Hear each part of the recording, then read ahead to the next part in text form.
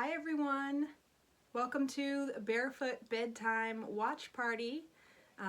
It's just about 7 o'clock, so we're going to get started in a minute with the Prince's Bedtime.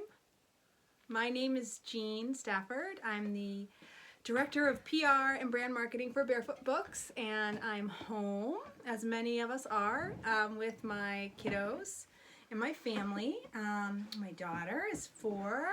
That's Evie. This is her room. I don't know if you can tell, and that's my son Harry staying in the shadows. So this book is called The Prince's Bedtime, and I'll read you the back of the book to give you a summary of what it's about.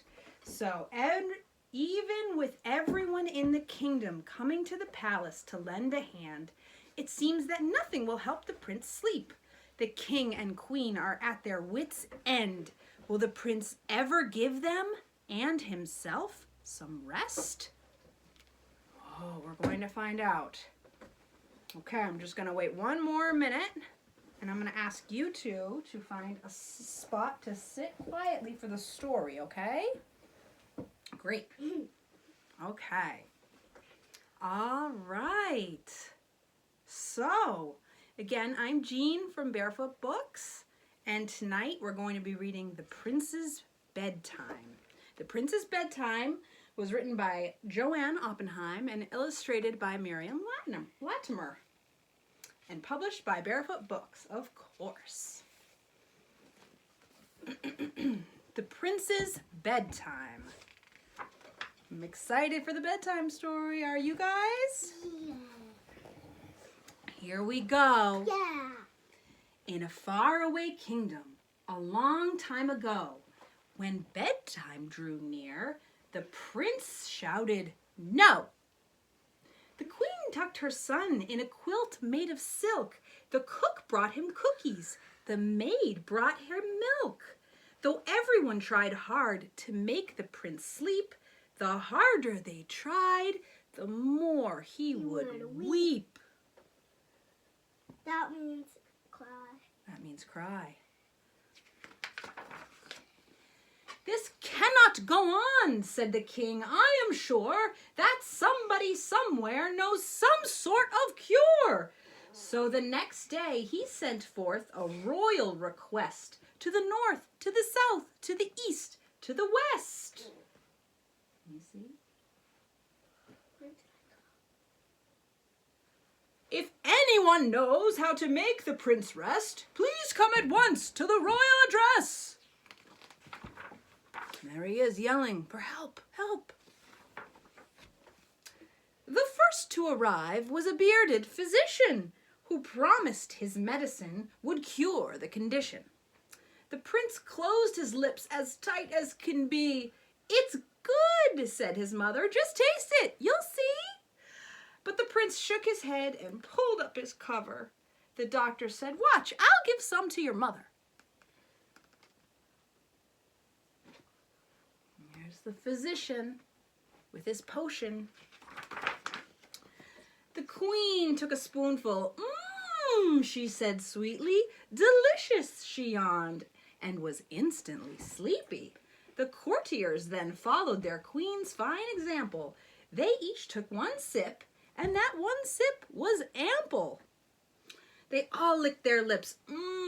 It's so sweet. Then, quick as a wink, they all fell asleep, except for the prince, who heard them all snoring and said with disgust, "How perfectly boring."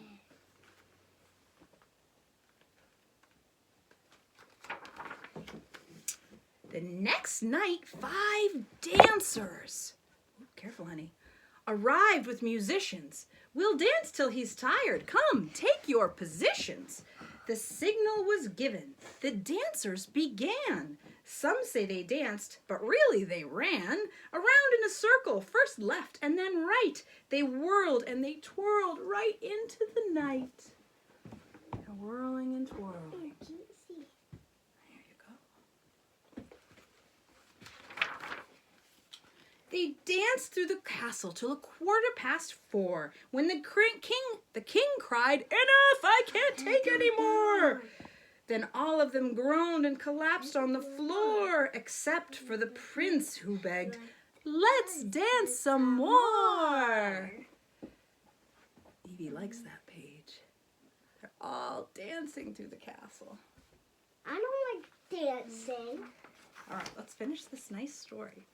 The next to arrive at the old castle gate was a moustached magician in a high hat and cape.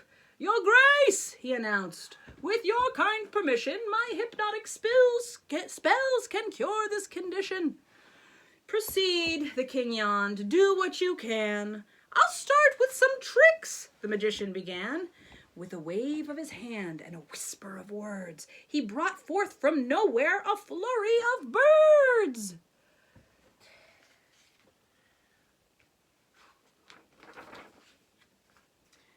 A bouquet of roses, a rabbit, of course, and last but not least, he brought forth a horse.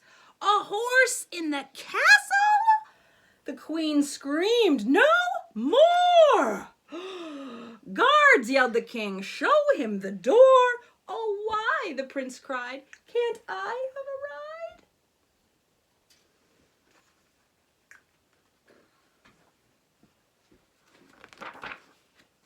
The next night at bedtime, the prince got a present. A feather-down quilt stuffed with feathers of pheasant. "Sire," said the peasant who brought him the present, "the prince cannot sleep in a bed that's unpleasant." "Try this, little boy. It's as soft as new snow. You'll drift off to dreamland. You'll love it, I know." There's a blanket, a very beautiful blanket. The prince was so happy he jumped in head first. He jumped in so hard that the feather quilt burst. "Achoo!" wheezed the king. "Achoo!" sneezed the queen. It took them all morning to get that place clean. But the prince was so tickled, he giggled all night. He laughed and he laughed at the ludicrous sight. Night after night, they tried to amuse him. Night after night, there was endless confusion. Jugglers tried juggling, jesters made gestures, learned professors made countless conjectures. The nurse sang a lullaby, the cook baked a cake, but alas, the small prince still stayed wide awake.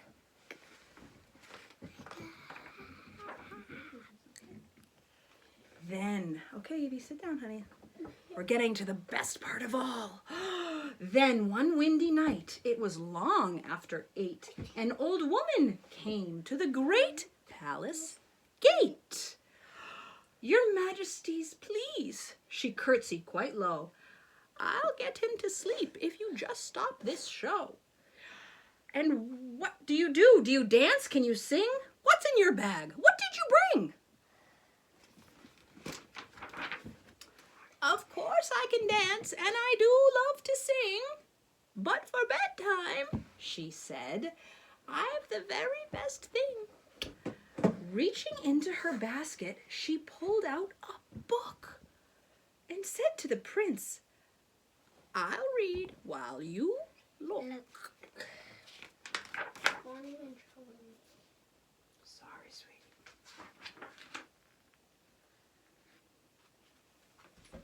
"But where are the pictures?" he asked with surprise. "You'll see them," she said, "if you just close your eyes." So that's what he did. He shut his eyes tight. And soon after that,